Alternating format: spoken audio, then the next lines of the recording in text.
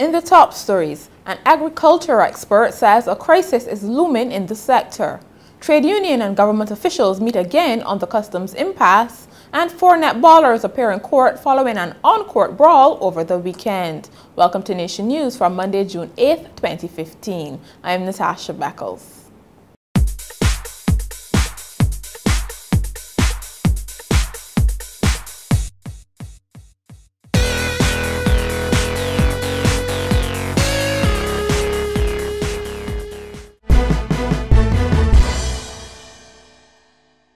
A government official says food security in Barbados is under threat due to the age of many of the island's farmers. Permanent Secretary in the Ministry of Agriculture, Esworth Reed, says statistics show many farmers are over 60 years old and food security could be seriously compromised in the absence of younger people. Speaking during the launch of the Youth Agripreneurship Incubator Project on Monday, he therefore commended those institutions which are offering agriculture programs to the youth. The recent intensification in distrust of a number of these organizations to put in place programs to stimulate the interest of young people in agriculture and agricultural science demonstrates that there are visionaries in the right places in Barbados who have recognized the importance of the agricultural sector to the recovery of the Barbados economy and to sustainable economic growth, and are thus adopting strategies to revitalize the sector and make it sustainable. Also speaking during the event was the project manager of the incubator program, Kareem Payne. He outlined some of the expected outcomes. We expect a significant change in the perception among young people with respect to agriculture.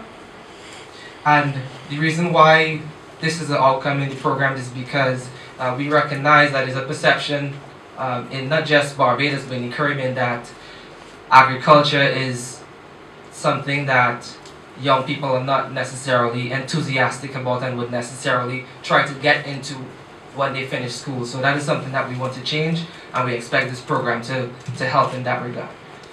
Measurable increase in the use of scientific techniques in agriculture, and to that outcome, which is why we structured the program, one of the pillars of the program, would be science and technology in agriculture. An increase in the confidence of financial institutions in assisting young people who have the desire to develop the business of agriculture, and an increase in the contribution of agriculture to GDP in absolute terms. The Barbados Workers Union and Minister of Finance, Chris Sinclair, have held another round of talks on the proposed movement of the Customs and Excise Department to the Barbados Revenue Authority. Speaking following the meeting at government headquarters on Monday, immediate past General Secretary of the Union, Sir Roy Trotman, says some issues were hashed out, but a large number are still outstanding. He said these issues were central to determining whether some workers would want to transition to the BRA or remain in central government. Sir Roy said the two sides will meet again in a week or so. We are not anxious to have any speed exercise in making that determination, because there are some people who are not yet appointed and whom we want to have appointments for. On the other hand, there are some people who have appointments but have too many reasons why going over into a revenue authority may pose problems for them. And we are endeavoring to make sure that where we know what those issues are, we put them on the table. The minister and the team on the other side have undertaken to do some further study regarding those matters which we have spoken about and which have been the subject of written correspondence between the Barbados Workers Union and themselves. And they will get back to us on some issues. On the other hand, we are looking at issues like job descriptions and the conditions of employment that have been given to us. We are studying those, and we are putting together further proposals to ensure that by the time the exercise is completed, that parties on all sides are satisfied that we are doing the best for Barbados as a nation, but for the individual workers as well. Minister of Finance Chris Sinclair has urged credit unions not to become complacent in the management of their multi-million-dollar assets. He made the suggestion on Saturday during the opening of the City of Bridgetown Cooperative Credit Union's Blackrock branch.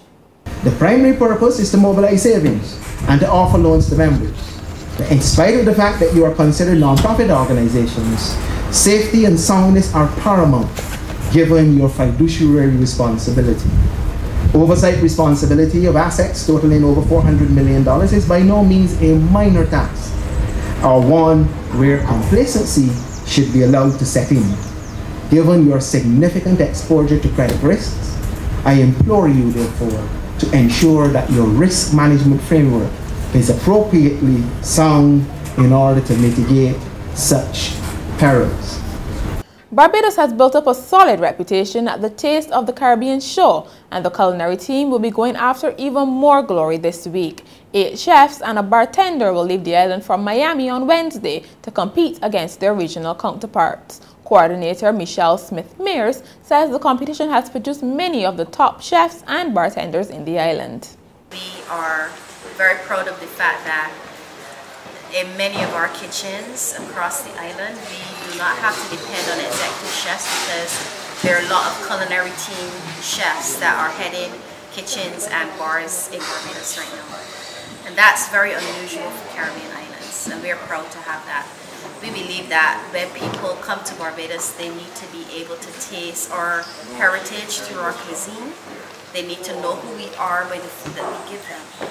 And even if that food is an Italian cooking method or whatever, the ingredients might be local because everybody doesn't eat the same thing. So you still have to be widespread in the cuisine. We are the restaurant capital of the Caribbean. We are the culinary capital of the Caribbean. Food factors very heavily in Barbados. Is a huge part of our tourism product. People come here for food. Hundreds of Barbadians and visitors turned out for the inaugural Cropover Heritage Bus Tour on Sunday, and Minister of Culture Stephen Lashley is already looking for ways to enhance the event in the coming years. He said the response shows that Barbadians are eager to learn about their history. 17 buses left Cavens Lane in the city and made a number of stops, including Sunbury Great House, Foursquare Rum Distillery and the Newton Burial Ground. MP James Paul says local artists should make an attempt to portray the best aspects of Barbadian society. He made the comments while lending support to women's activist Marilyn Rice Bowen, who criticized one of this year's Cropover offerings, the Sugar Daddy by Captain Sawyer. Mr. Paul was speaking during the Democratic Labour Party's recent lunchtime lecture. Because at the end of the day, we see the impact of these songs on our young people. We see it. And we see results of it. As much as we can want to push our heads in the sand about it, a lot of the behaviors that we see today, as a result, sometimes of what is being listened to, what is being said, it is a message that goes to the minds of our young people. Lawmen attached to the District A police station are on a mission to improve relations with the youth in their jurisdiction.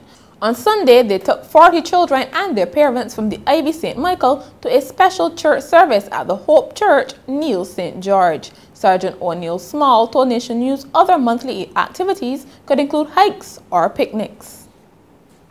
In sport, 3 netballers who were involved in a brawl on Saturday night pleaded guilty to unlawful violence when they appeared in court on Monday. A 4th pleaded not guilty to the same charge. Melissa Dana Howell, Shaquila Latoya Graves, and Ashel Jalisa Bryan pleaded guilty, while Shanice Ayana Aisha Bino pleaded not guilty. They were released on bail with 1 surety each and are scheduled to reappear on August 27th.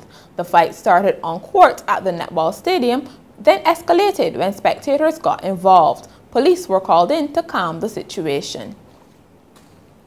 A cricket journalist who was robbed at knife point in Roseau, Dominica last Saturday night says the incident will not taint the way he views the Caribbean. ESPN Cricinfo reporter Daniel Brettig was attacked by 2 men after withdrawing money from an ATM. His wallet and phone were also stolen. Brettig received treatment at a hospital. It was his 2nd visit to Dominica, where he was covering Australia's tour to the West Indies. An Australian was also robbed in a separate incident that same night. And finally, a New York man is claiming a fortune teller scammed him out of more than $1 million Barbados dollars after he sought help with a romantic relationship. He told police payments included $160,000 for an 80-mile bridge to trap evil spirits in another realm, a $60,000 Rolex to cleanse his sins, and a diamond ring to protect his energy. The man spent hundreds of thousands of dollars before finding out the object of his affection had died.